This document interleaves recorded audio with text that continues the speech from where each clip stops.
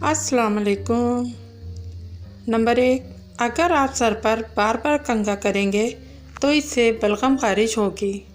Number 2, उबले हुए चावलों का पानी सर में लगाने से बाल चमकदार हो जाते हैं।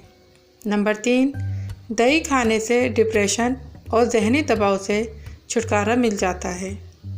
नंबर 4, भूरे रंग का पखाना इस बात की निशानी है कि खाना ठीक तरह से हज़म नहीं हो रहा।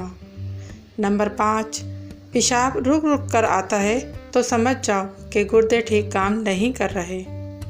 नंबर 6, केले का जूस आपकी हड्डियों को मजबूत करेगा और खून की कमी दूर कर होगी। नंबर 7, लहसुन खाओ, दिल की बंद नालियाँ खुल जाएंगी। नंबर 8, सफ़ेद चावल खाना जोड़ों में दर्द पैदा करता है। नंबर 9, आलू भूनकर खाने से रंगत निखर जाएगी।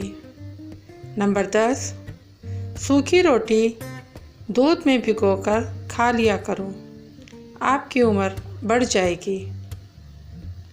नंबर 11, पुदीने का पानी नाक और कान में डाल लेने से कीड़े मर जाते हैं। नंबर 12, दूसरे दिन इसबगोल पानी में भिगोकर पीने से बुढ़ापा जल्दी नहीं आता।